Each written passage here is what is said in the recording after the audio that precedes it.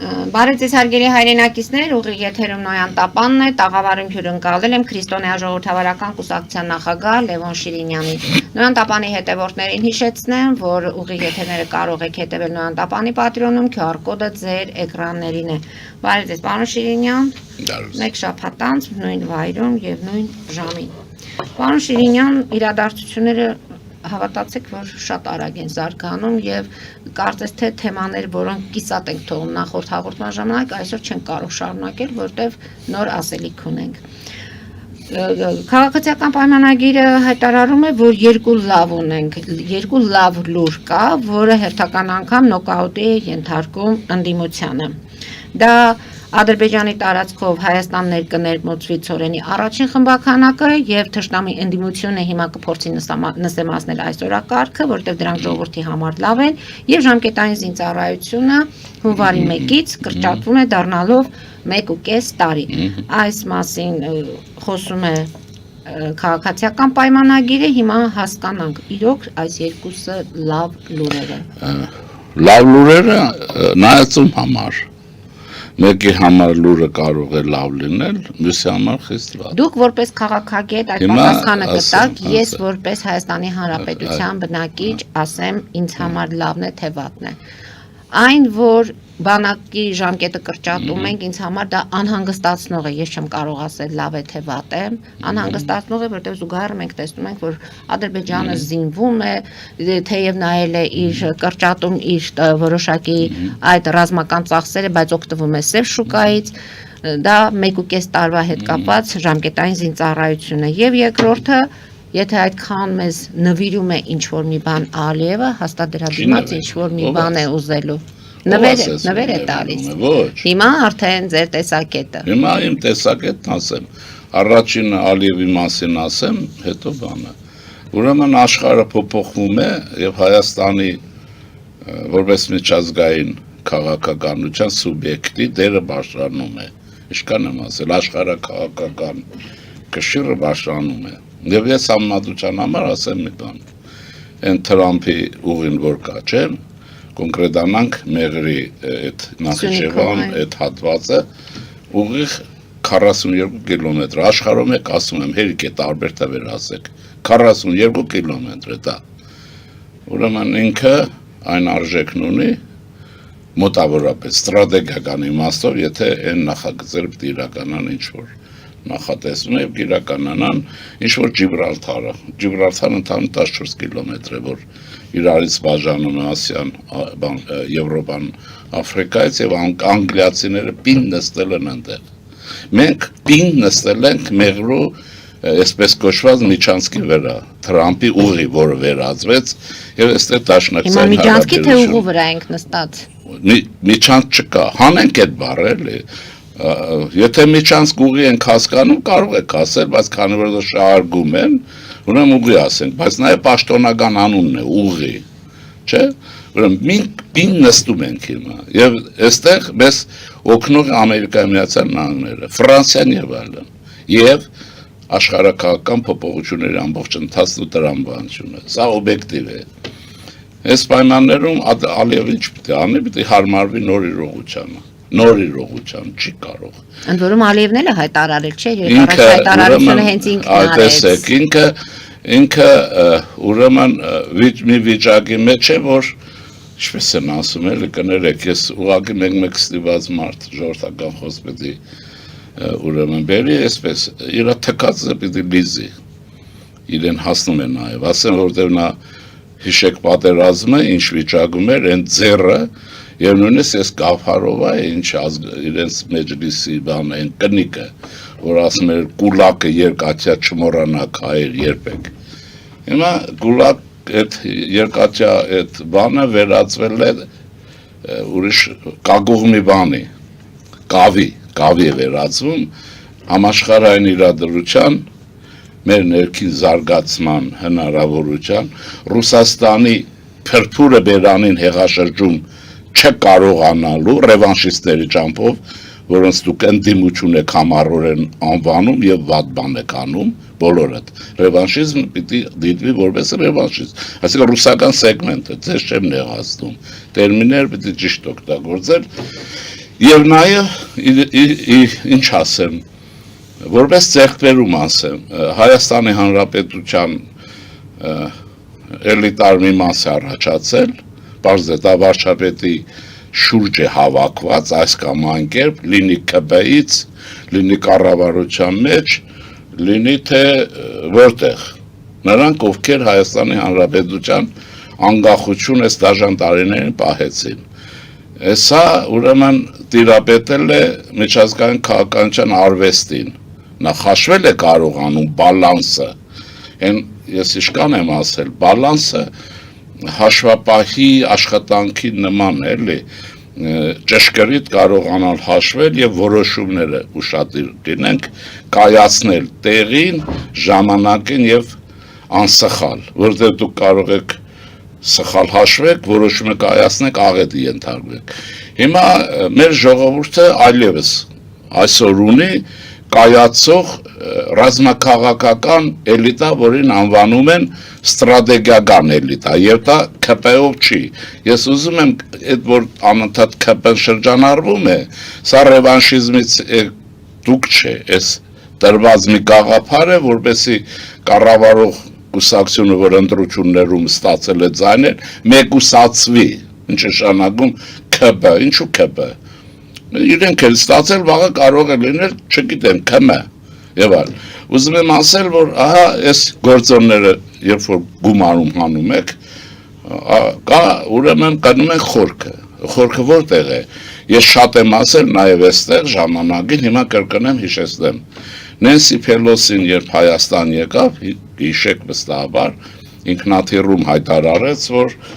ժողովրդավարությունը Վաշինգտոնից Ամերիկայից շարժվում է դեպի Ուկրաինա, Ուկրաինայից Թայվան, Թայվանից Հայաստան։ Ես այդ ժամանակ վերլուծելով այդ խոսքի իմաստը, նաև որտեղ ես ցանկանում էի, բայց վստահ էի, տեսնում էր Հայաստանի հանդեպ քաղաքականության փոփոխություն կա Ամերիկայում, դեռևս չնկատվող, սկզբից ստորջրյա։ Ինչն էր, ես ասեցի, որ այո, Միացյալ Նահանգները եւ Արևմուտքը, բայց Միացյալ Նահանգները առաջին հերթին առաջացնում են ժողովրդավարության պատնեշ,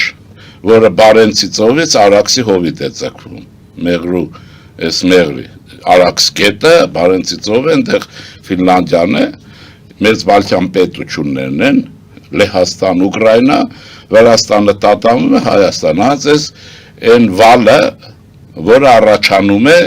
այդ հայտարարության հիմքի վրա, պատնեշը։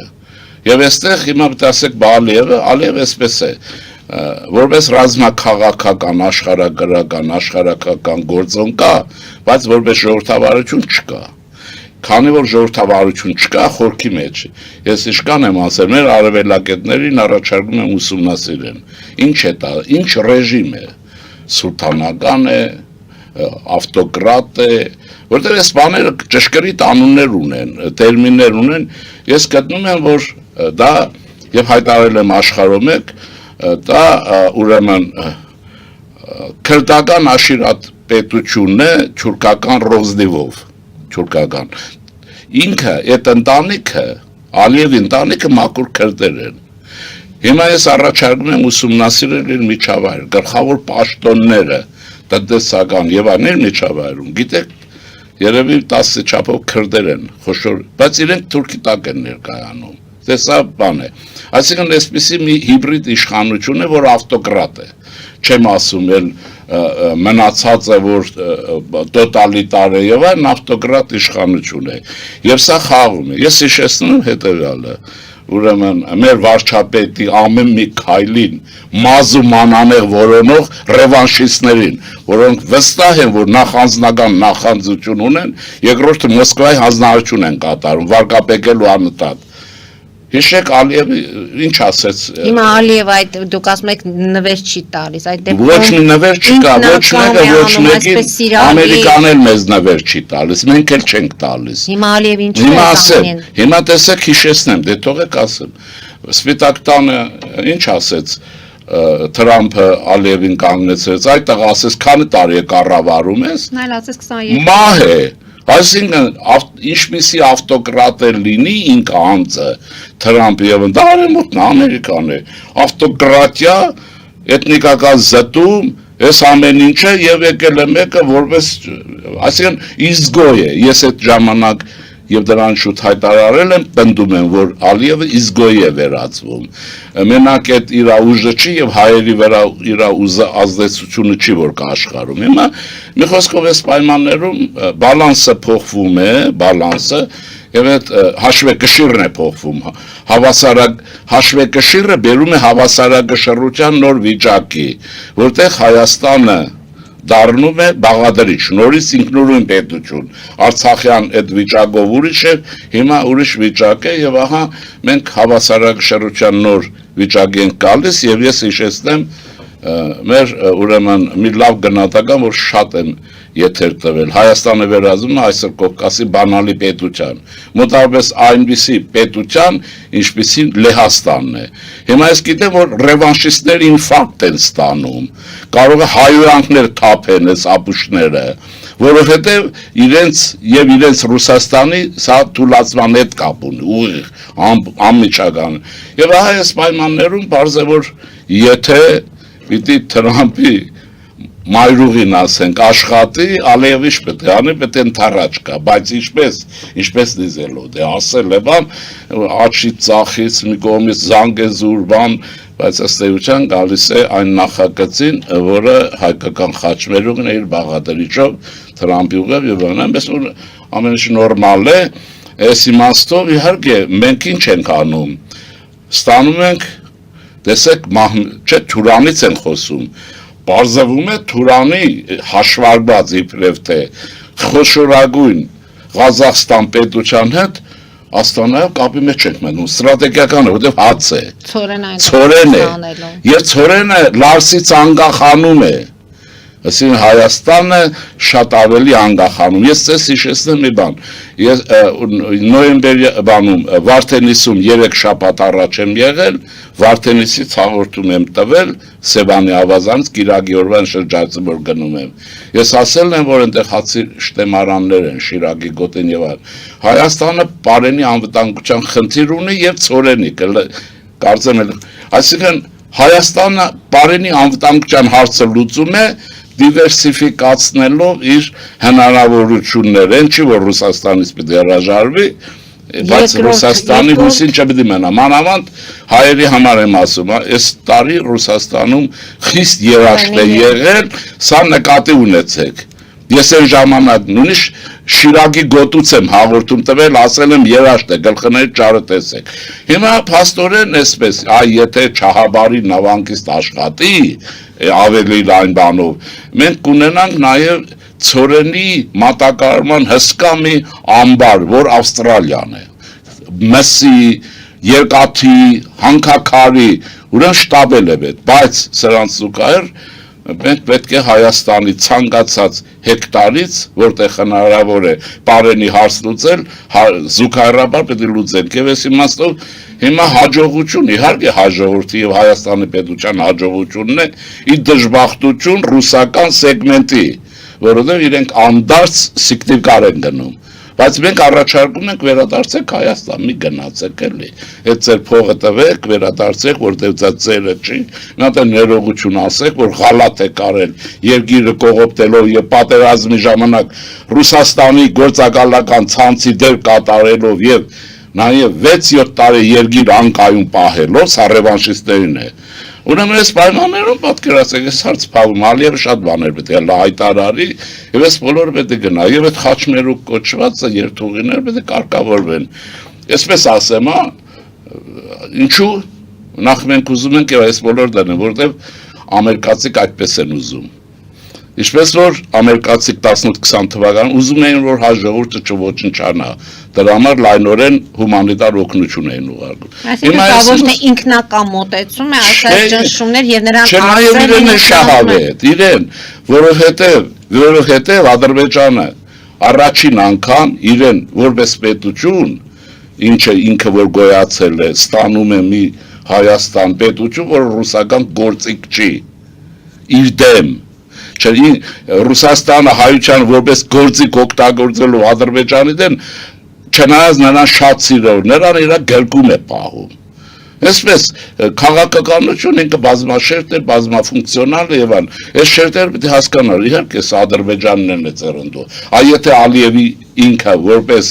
իշխանություն քերանա այս Ալիևների Գերտաս Փաշաևների, նոր իշխանությունը շատ ավելի որտեղ բարդույթ չի ունենա, գուցե եւ վերադարձի էթնիկ եւ այլն հարցերն անգամ առաջ կարող է շարժվեն մշակութան, որտեղ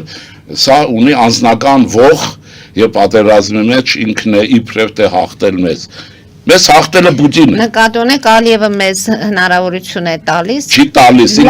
չի կարող չտալ, հանում ենք դրանք, ցանկություններ։ Ուզում եմ թե չէ, ես չեմ կարող այս հարցը չլուծել։ Այս նույն բանն է, որ հիմա ուսանողի եկել է 20 միավորի ինձ պատասխանում է։ Ես չեմ կարող իրեն չնշանակեմ։ Շատ կարողանամ եթե թարախեմ 18-ի Եթե կաշառակ 3 չեք։ Չէ, կաշառքով էլ չեք կարող կնստեք։ Շատ 18-ի չեսնեք։ Ուրեմն դա բայց այստեղ կա նաև վարպետությունը քաղաքական ղեկավարության, որոնք հասկանալով են անում, ոչ թե բախումներով են տանում։ Օրինակ այս ռևանշիստներ, Ղարաբաղյան կրանի բարագլուխներ, որ մարդ լինեն, կհանձնվեն։ Կվես հարցերը կփակեն, քաղաքականությունից կերանան, որտեղ չեն կարող վերադառնալ։ Բայց իհարկե այս Սամվել Կարապետյանն էլ բարդույթ ունեն։ Օրինակ ես համոզված եմ ներքին, որ Սամվել Կարապետյանը հիմա էլ կուզի Հայաստանի ճողոբրի իր երեխեքով, մերեխեքով, բայց Պուտինը կսպանի, գործուղելը Հայաստանը ցնցելու համար։ Կամ էլ պետք է հարստությունից հրաժարվի եւ այլն։ Իսկ ներքինը ես հիմա նույնը բանը այն Վարդանյան Ռուբենը շատ կուզի Բաքվում մնալ, հա, գործուղել են։ Դրա համար ուրիշի ձեռքին գործիք լինել չի կարելի, հատկապես ռուսի։ Բայց հիմա կարծես թե մեր գերիների հետ կապված վերադառնալու մեր գերիները մի խառնեք ռազմաքաղաքական գոչվածի, մեր գերիները պիտի կան մեր, նա ուրիշ հարց է։ Սրանք Մոսկվայի գործուղած գործակալներն են, որոնք հույս ունեն կփախնեն կվայելեն էլի, ինչ-որ ասում են, լսել եմ ես, չգիտեմ, Բաքոն Նեապոլում օպերային թատրոնի շենքի մոտ տուն է առել, ասում են, պատկերացնում եք, Բաքոն, Նեապոլ, օպերա եւ այլն։ Հիմա հույս ունեին ընդ գնային այդպես ապրեն կամ Ստավրոպոլում, Կրասնոդարում ռուս աղջիկներ եւ ինչ-որ կա։ Բայց թե Պուտինն ասես տարեք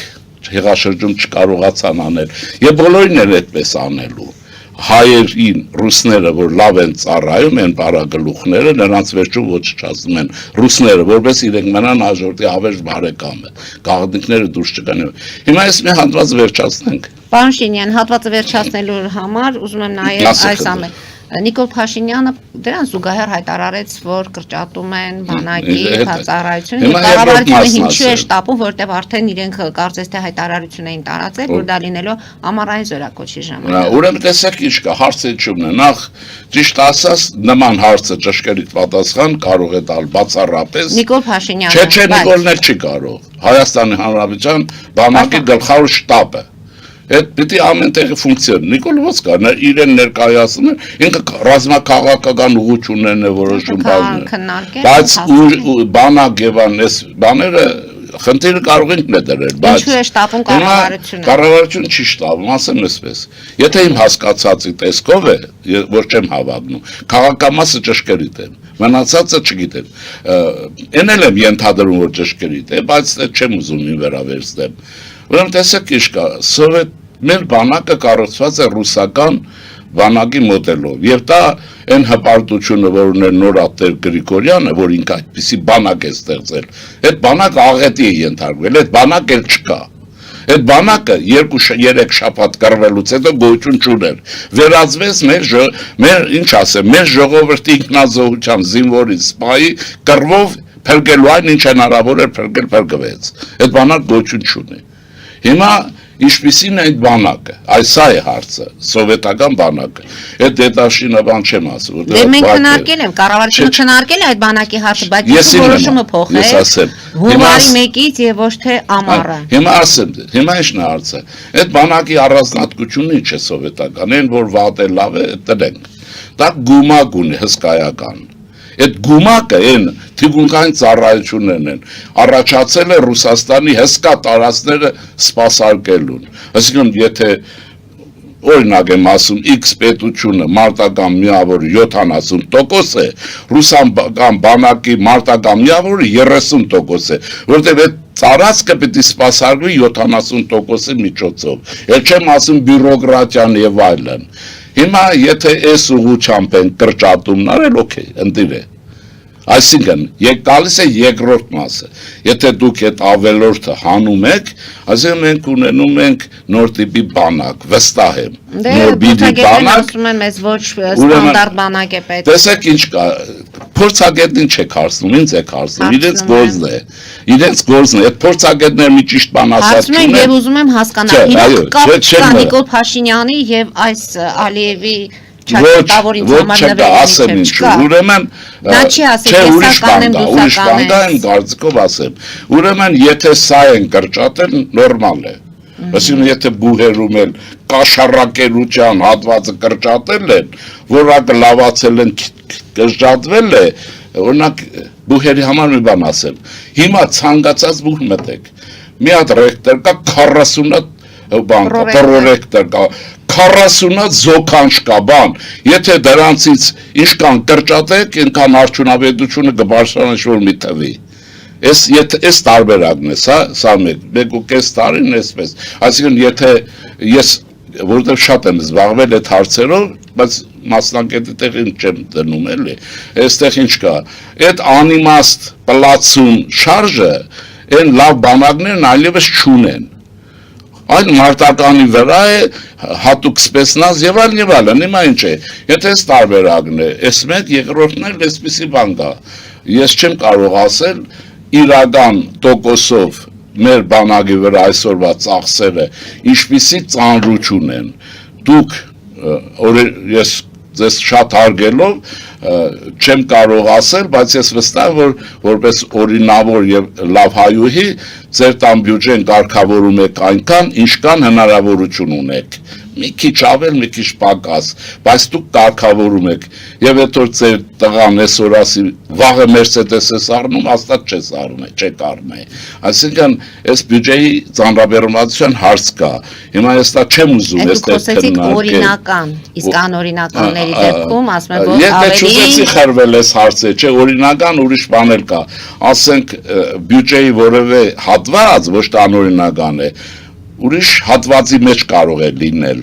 ասենք հիմա տեսեք ինչ են ասում, արտոց նախարարությունը հաշվում է ուժային, ոչ, հակառակը ես ինչքան որ գիտեմ, չնայած դա չի բավարարում, գլխավոր շտաբում հայտնվել է տաղանը դավոր, ոչ գեներալ սպաներ, տաղան դավոր, երևի թե ռուսներն են ռադ են արել պրծել են, հավանաբար, դեից հանել են, նոր գեներալներ կան, որոնց մասի շատ լավ բան եմ լսել, բայց էլի չեմ պնդի, որովհետև դա ուզում եմ, որ գլխավոր շտաբն է, դրա համար նաև ամփոփիչ ասենք, նայեցեք էլի, այսինքն այս ստացվում է կառավարություն է, որը հեղափոխությունով եկել, որը այս դաժան փորձություններով է անցել, մենք էլ ձեզ հետ միասին դաժան ձևով կարողացել ենք պահել։ Դա է ժողովրդի դեմ է գործում անվտանգության։ Արտվիկ Մինասյանն ասում է Գյումրի Մինասյանը ուրեմն ինքը անցյալ է, ինքը անցած է, այս խումբը անցած է, Արտվիկ Մինասյանը այդ կուսակցություն պիտի պատասխան տան եռապետության շրջանում իրենց գործունեությանը։ Դաշնակցությունը 4 անգամ կրթության նախարարություն է ստացել, հիշում եք։ Ինչ է արել, օպտիմիզացիան հիշում եք, թե չեք հիշում, ինքը դրանց մասին կպատասխան հետո նոր կգա այդ հարցերի մասին խոսի, հիմա ինչ եմ ուզում ասել, բայց իմ ասածի մեջ որևէ բան չկա, դրա համար ռեֆորմի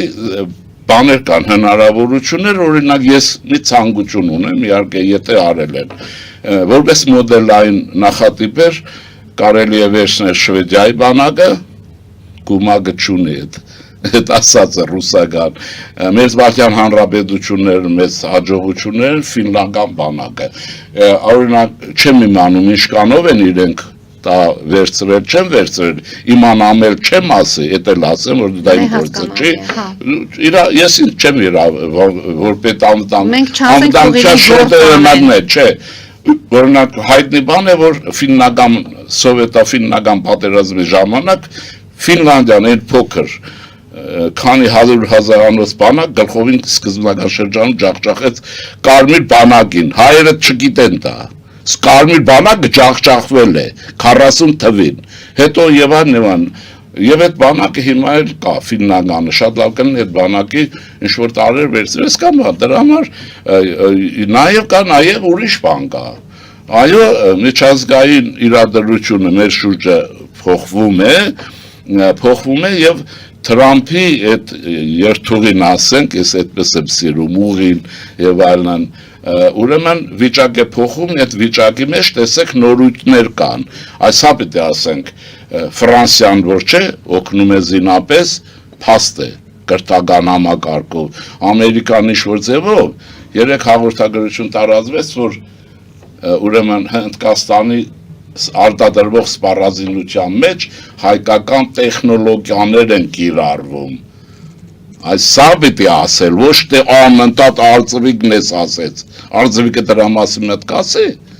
հայկական տեխնոլոգիաներ Երևանում մշակված,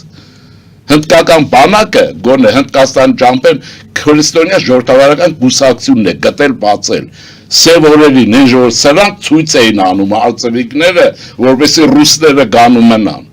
այսպես ուզում եմ ասել, այսպես է դրա համար ես չեմ կարծում որ այդ պիտի բան անել, բայց քննարկել իհարկե պետք է, բայց մենք պետք է խնդրենք մեր այսպես չեք տեսնում սա հերթական զարգացումներն են, որոնց մենք լավին լավ պետք է ասենք, վատին էլ վատ, տեսեք ասեցի բարենային խնդիր ունենք, հողերը չեն մշակվում, ես գիտեք 40% հողերը անթույլատրելի բան է, Հայաստանը պիտի ցորենի հարցը լուծի հիմնականում իր հողերի եւ իր ֆերմերային տնտեսության հաշվին, որ այսօր չի կարողանում, բայց արդեն մի քայլ արված է, բոլոր գյուղեր գրեթե ասֆալտապատ ճանապարհներ են գցած, հիմա Սերժն ու Ռոբերտը բան են կարող են իրենց ավտոները նստեն, ազատ քշեն գնան ու բամբասեն այդ ճամփեն, ասեն ասֆալտը լավը չի, հասկանում եք ոնց է, այս հարցերը պիտի լուծվի եւ երկրորդը, որը բան է, սպայական կազմի կրթության հարցը պիտի լուծվի, ինչքան կրթական իմաստով հայ սպաները կսովորեն Ռուսաստանում, այնքան աղետը մեզ մոտիկ կլինի, ինչու, նախ իրենց ռազմական միտքը ցածր է, չկա, երկրորդ իրենց բանակը, ռուսական բանակը տարածքի բանակ է, հսկա տարածք է բաղում, ասեցի, այստեղ գումակ, մեզ շարժում միավորներ են պետք եւ երրորդը, ուրեմն դա կա նաեւ հարց եմ տալիս նախկին նախագահներին, իրենք տեղյակ են եղել թե չէ, պարզվում է, որ մեր սպայական կազմը, որը ահռելի կորուստներ գրեց կյանքի գնով, ես չեմ ասում քծող ռուսական գործակալ, այս շերտի մասին չի խոսք, այդ ճարբագալած գեներալներ եւ այն խոզապակ գնդապետներ, սրանք չիսկականը, որ կռվեցին, դրանք սովորել է մեծ մասը ռուսական ռազմական հաստատություններում, իսկ ռուսական ռազմական հաստատություններում ես երբ որ լսել եմ, ինձ համար ցնցում է, բարձր է երկու հոսք կա, մեկը կա ռուսական բանակինը, որտեղ մենք մուտք չունենք, մենք ուզբեկներ ինչ-որ կա, այսինքն ոչ դաշնակիցներ, լինելով դաշնակից այդ հոսքի մեջ ենք, այդ հոսքերում նշանակում են կոնյակով, ուրեմն գնահատականները, ինչով, երշիկով, հաստատ, ուրեմն եւ աղջիկով եւ այլն, եւ խրախուսում են չսովորելը, ուսադիրը շատ աճում է, արագ աճում է, գիտելիքը չի լնում եւ վերադառնում են Ռուսաստանից կախված, եւ մենք լսում ենք բանակ, ուսադիր եւ այլն, եւ դառնում է, եւ նաեւ դրա հետևանքը գալիս է, բարձում է հայ ես գողապետության շրջանի գեներալներ իրենց այն աստղը որ կա, չէ, հատուկ ոսկի է, գնում են պատվիրում են ոսկի, գլուխներ ուղեղ չկա, բայց խայտարակություն է, այդ նախագաները գիտեն, իրենք են այդպես պայմանավորվել, որ ոչ ռուսական հոսքերում պիտի հայ սպաները սովորեն եւ փաստորեն ոչինչ չսովորելով վերադառնան, ես հիշում եմ սովետական տարիներին այդ ոստիկանության միլիցիայի բանով Ռոստովում ակադեմիա կար, LVT-ի, եւ ինչ էին անում, հերակա կրթություն, մեր միլիցեքին չէին անում, տես սուջուխը բաց դուրմ են հայերեն չասենք, կանյակը լսում գնում էին ռուս բաներին գերակրում, այդ պետերին բաները գերազանցիկի թղթերով հետ գալիս։ Պատրաստեք, որ այս հայտարարության հետ կապված ասելիքներ շատ ունեն։ Հիմա պարոն Շիրինյան, եթե ամփոփենք, իրոք գտնում եք, որ լավ իրավիճակ է, զարգացնել եւ անելիք ունենք։ Ուրեմն, եթե բյուջեին բոլոր դեպքերում մենք էլի քննադատություն է։ Մենք չունենք արդյունավետություն։ Մեր եղածը Երևան ենք վերադառնում եւ ինչ է։ Օրինակ ռեստորանային բիզնեսը հրաշալի զարգացած է եւ կոնկուրենցիա կա, այն չկա մոնոպոլիա։ Ասենք սննդի արդյունաբերությունը, գիտեք, հաջողություններ, կոնյակ, այս բոլորը կա, բայց մենք չունենք սարքաշինություն իրական, մեքենաշինություն, տեխնոլոգիաները նոր են եւ այլն։ Հիմա հարցս այսպեսին է, այդ գումարները, որ պահանջում է, որ բանակը շատ ծախսի, ճամփեն շատ սարքվի, բուհերը շատ, թոշակը եւ այլն,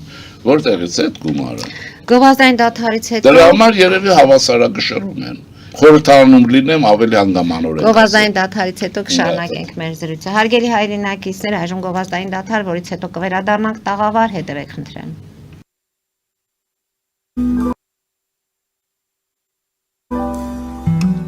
Ֆելիչե ժամանակակից ատամնաբուժական կլինիկա։ Այստեղ հարմարավետությունն ու խնամքն առաջնային են։ Այստեղ կիրառվում են ատամնաբուժական ամենաժամանակակից տեխնոլոգիաներ, ճշգրիտ ախտորոշում, արդյունավետ բուժում, նուրբ փորձառություն եւ անհատական մոտեցում։ Սկսած սովորական մանրուքներից մինչև առաջադեմ ընթացակարգեր, այստեղ դուք գտնվում եք բարձր որակավորում ունեցող եւ փորձառու ատամնաբուժական մասնագետների ձեռքերում։ Մեր բարեկամական եւ հյուրընկալ անձնակազմն այստեղ է յուրաքանչյուր այցը հաճելի դարձնելու համար։ Ֆելիչե, ձեր առողջ եւ ամենաերջանիկ շպիտը սկսվում է այստեղից։ Եկեք եւ բացահայտեք նորարարության փորձագիտության եւ կարեկցանքի կատարյալ համադրությունը։ Երևան շիփինգ, սենսացիա ստեղ, հա։ Այո, ճիշտ եք եկել։ Սանդրոցներ Երևան ուղարկելը $2.99 օթանավով։ Այո, Իսկ եթե դոլար ուղարկես, դոլար ստանան։ այո, Իսկ որ տանեն տուն հասցնեն, էլի մի տոկոս, հա։ 2%։ Ասա ծրի է, էլի։ Ժողովուրդ սենսացիա, ծրի է։ Նորթ Հոլիվուդ Գլենդել։ Ջակփաթ հագուստի խանութը երկրորդ մասնաճյուղն է բացել Գլենդելի սրտում, որտեղ կարող եք ձեռք բերել եվրոպական եւ ամերիկյան ընտիր հագուստեղեն, կոշկեղեն, աքսեսուարներ, պայուսակներ ամենահարմար արժեքներով։ Նաեւ կարող եք ցանկացած ապրանք պատվիրել եւ ձեռք բերել կարճ ժամանակում։ Ջակփաթի Գլենդելի հասցեն է 1135 North Pacific Avenue, հեռախոս 818 813 2252 Ջակփաթ հագուստի լավագույն կենտրոնը Գլենդելում։ 60-ից ավելի ճանաչված եվրոպական բրենդների ինքնատիպ, չկրկնվող եւ մատչելի ընտրանին Fortuna Home and Country House խանութ սրահում։ Նորավոճ սպասք եւ կահույք հորեկա բնագավառի համար, տեքստիլ տնտեսական ապրանքներ, ամեն ինչ գեղեցիկ կյանքի համար։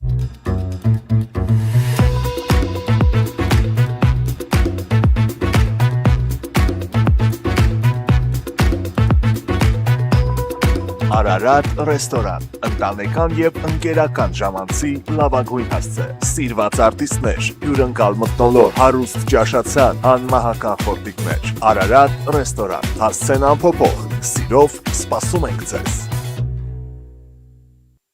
Լավագույն պաղպաղակ, բնական, համեղ եւ մատչելի գներով պաղպաղակը կարող եք ձեռք բերել բոլոր հայկական խանութներում։ Պահանջեք հայկական պաղպաղակ, Թամարա պաղպաղակ։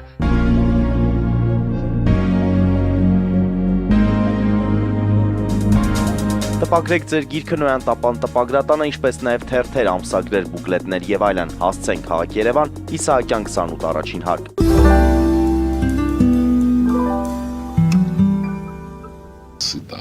Հարգելի հայրենակիցներ, նոյան տապանը կրկին եթերում է եւ հիշեցնեմ, որ իմ հյուրն է Լևոն Շիրինյանը։ Պարոն Շիրինյան, փաստորեն հասկացանք ծորենի հետ կապված մենք անելիք ունենք, մեր հողերը Ոչ պետք է միայն մշան, բարենային բարենային ընդհանրապես տվյալ անվտանգություն, դեպքում խոսեցինք ծորենի մասին, բանակի հետ կապված նորից անելիքներ ունենք եւ հարցը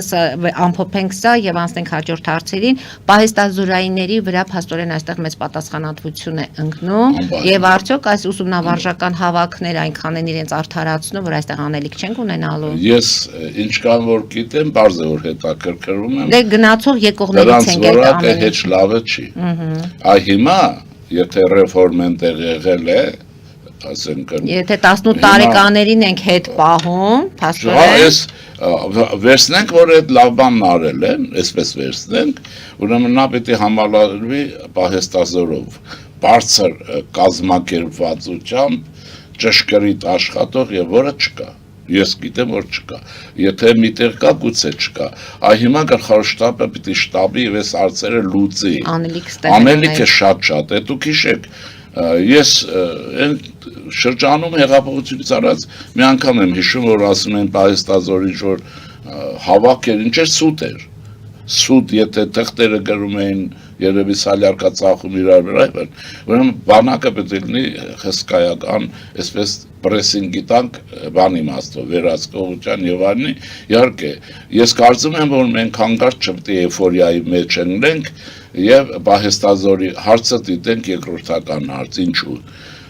համաշխարհային իրադրությունը միշտ կարող է փոխվել, խառնակ ժամանակներ են, երկրորդը Միացյալ Նահանգներ եւ այլն ակնհայտ է որոշ ժանտակում են, նույնիսկ կարող են վատ իրադրության մեջ ուզենաներ չհասնեն, հեռու են։ Ուրեմն այս բոլորը ինչ ասում ես, մեր աշխարհագրության, մեր պատմության նկատառումներով, նաեւ հարևանների հետ բալանսը պահելի այդ բոլորով բանակը պիտի դառնա գերարդիական, մոբիլ, արագ շարժվող եւ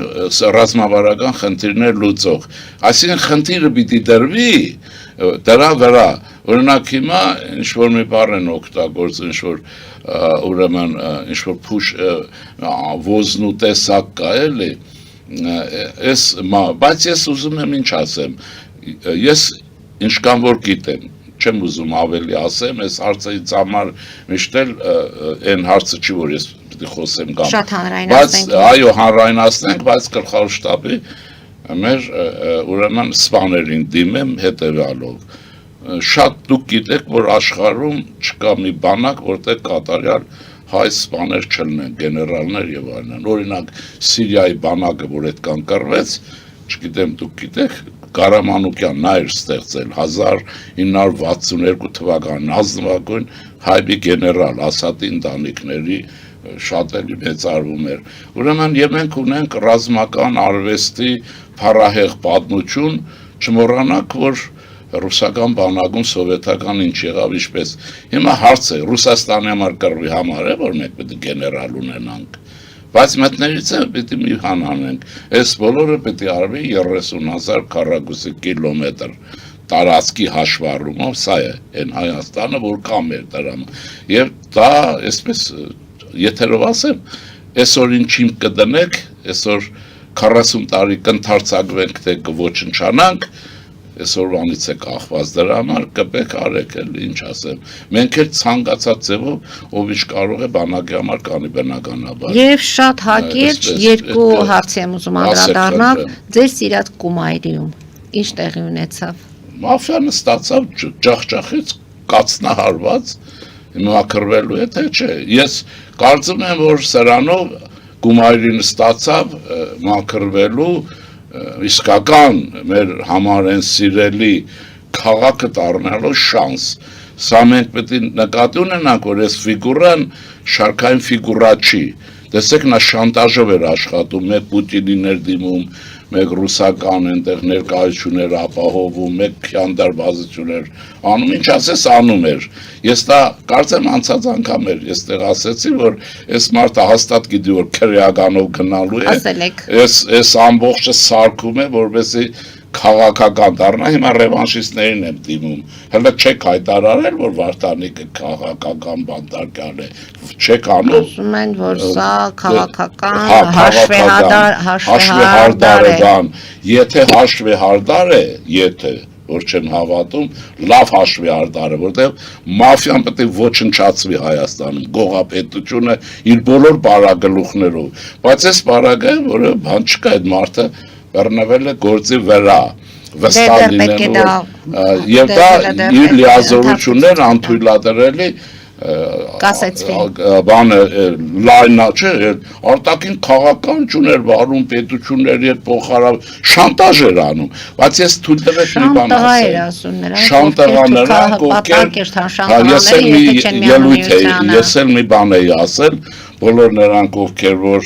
ինչ են անում շանտաղա են Թուրքիայի հետ մոտենալը թե ինչ նախ Թուրքիայի հետ մոտենալը չէ եթե չենք միանում Ռուսաստանի հա ինչ որ մի բան էր ասել թե չէ շանտաղա են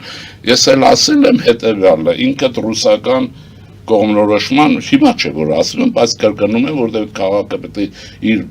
պատմական անունը վերականգնի թե չէ թե պետք է մնա թուրք Լենինա Ալեքսանդրա Պոլ եւ այլն որտեղ դրանցից ոչ վերջը մեր հանրապետության երկրորդ քաղաքն է, երկրորդը, ուրեմն այնտեղ Ջիվանին է ստեղծագործել, այնտեղ Ավետիք Իսահակյանն է մեծացել, այնտեղ Շիրազն է եղել, եւ այն թուրքական անունով։ Հիմա ասել եմ թուրք շանտեղենով է, ռուսական կողմնորոշումով քաղաքապետը թուրքական անունով քաղաք է պահում, ինչի չես փոխում, եթե շանտեղա չես ես չեմ Ինչու ընտրվեց հիմա ժամանակը դուք ասում եք հանցագործություններ իր համար 100% են եւ դա ռադիոային ավելի վաղուց են քաղաքական վերություն են անում իրավապահներ կարել են ժամանակը պատահական չի կանխավարկածը չեն խախտում որովհետեւ ինքը գույս է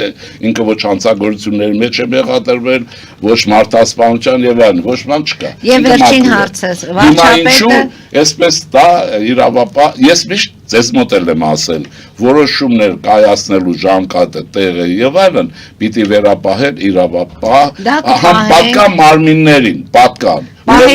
դա պահեցինք հիմա որքան էլ դուք ասում եք Նիկոլ Փաշինյանի հետ կապած հարցերը հենց իրեն ուղեք բայց ամեն դեպքում որպես քաղաքական գործիչ սա ուզում եմ լսել պատասխանը ինչու է Նիկոլ Փաշինյանը կարգալույց հռչակված քահանայի հայտարարած պատարակին որոշել մասնակցել ինչու է լարում իրավիճակը նորից եւ հարցերին չի լարում որովհետեւ կամ ինչու է գնում այսպես ասեմ որովհետեւ մենք իրար նման ենք հավանաբար մտածում մեր ժողովրդին մեր հանրությանը եւ մեր պետության վերականգնման ամենալայն իմաստով ամենալուրջ շտապ հայաստանյաց առաքելական եկեղեցին պետք է վերադարձնել մեր ժողովրդին իր ծառայության համար մաֆիոզ, կլան եւ այլն այսպիսի բաներով եկեղեցի մենք չենք կարող ունենալ դրա համար այդ պարագայում վարչապետը հավանաբար շարունակում է եկեղեցու ազատագրումը ոչ եկեղեցուն հատուկ տարրերից դա է անում որ բայց ես որ լինեի այդպես չէի անի ասեմ ձևը սա հոգեբանական բան է ավելի չէ դե որովհետեւ process-ը հոգեբանական չի դա որ վստահ եղեք որ քահանան արդար է այսինքն այստեղ կասկած չկա որ նա բերեժ է լուծել եւ այլն վախից կարողացել եմ հաղթահարել ոչ առաջինն լինելու ոչ վերջինը սա է դեռ եթե կտրիճը չի վախենում հիմա այս օրերին նրանք հետ չեն վախենում բայց հայության մեջ մի բան կա նստած որ ես ուզում եմ հրաժարվեն դե ռուսի տեմով կարա այդ դրա համար հիմա Կիրիլի տեմով կարա այդ բարձվում է եւ Պուտինի տեմով կարա ասեմ ուկրաինական բանակը կարա ուրեմն մեր վարչապետը եկեղեցու դեմ կարա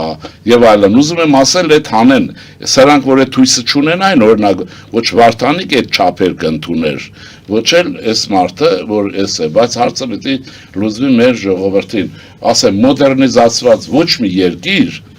թվում եմ Թայվան հարավային Կորեա որ հələ որ ուրեմն Գերմանիա այն երկրները որոնք արագ աճ ունեն առանց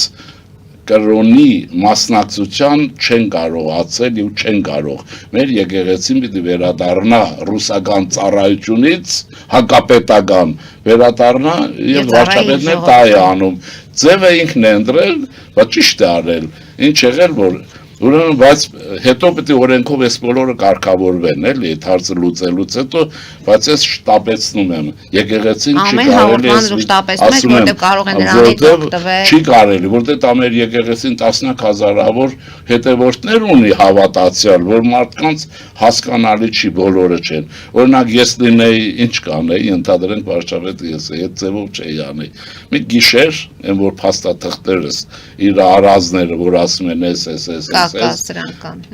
կտա 3 անվտանգության աշխատակցի տղաների, ասի տանում եք դեմն եք դնում, կամ հրաժարականը ստորագրում եք, կամ էլ պատասխանը տալիս այս գիշերը։ Թողելու էր այս նման հարցերը կարծում եմ հանրայնացնել սխալ է, դե որ բայց հանրության ձայնը, կարծիքը լսել եւ բարձրացնել կտեսնեին, որ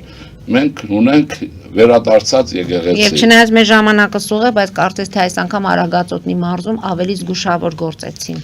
Դե դա պրոֆեսիոնալիզմ է։ Արդեն առաջին։ Այո, եկեղեցին շատ նուրբ թեմա է։ Մեր մշակույթի հարցն է։ Ես ասեմ մի բան էլի, որ Պարուս Սևակի նման մարդը, որ հրաշք է, դե Պարուս Սևակին չասեմ, ասում է առանց Աստվածաշունչ կարդացած լինելու մտավորական մարդ չեմ պատկերացնում ինքնեգրում, բայց ինչ է ասում, այդ Աստվածաշունչ, այդ քրիստոնեությունն է, որ ասում աշխարհին տվել է Դանտե, էս ինչ որ տվել է Շեքսպիրը, բայց տվել է Նարեկացի, Կոմիտաս,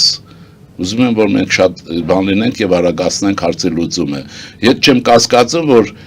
ուրեմն քրեական գործ կա եւ քանի քրեական գործ, եթե չի պետք է քրեական գործ դեմ անել։ Եվ մենք պետք է բոլորս սովորենք, որ Հայաստանի Հանրապետություն օրենքից վերև որևէ մեկը չի կարող լինել, նույնիսկ Շմայսը չի կարող։ Կաթողիկոսը չի, ոչ մեկը, ու վերջ։ Օրենքի առջև բոլորը հավասար լինեն եւ ստորատասված օրենքին։ Ինչ որ նորմալ։ Շնորհակալություն եմ հայտնում։ Պարոն Շիրինյան, կհանդիպենք մեկ շաբաթ անց եւ տեսնենք։ Կտեսնենք կաթողիկոս կնաս թե չէ։ Բայց մի առաջարկ կանեմ, էլի։ Այս շաբաթ եթե կլուծվի այդ հարցը կաթողիկոսի, որտեղ սա թնջուկ արդեն չի կարող չլուծվել, տեղապահը որ պետք է նշանակվի, հենց առաջի թող որոշումը լինի, հաջորդ կիրակի օրը հայաստանյաց առաքելական եկեղեցու բոլոր ուրեմն եկեղեցիներում, վանքերում, մատուրներում պատարակ մատուցվի, համահայկական պատարակ։ Իսկ Փաշինյանը վարչապետը հեծանիվով է գնալու այդ պատարակին։ Այդ իրեմ դարձեք չգիտեմ։ Շնորհակալություն եմ հայտնում եւս մեկ անգամ պարոն Շիրինյան։ Հարգելի հայրենակիցներ, այսօր այսքանով ավարտում ենք, պարոն Շիրինյանի հետ կհանդիպենք շաբաթ անց, հետևեք զարգացումներին, մնացեք խաղաղությամբ։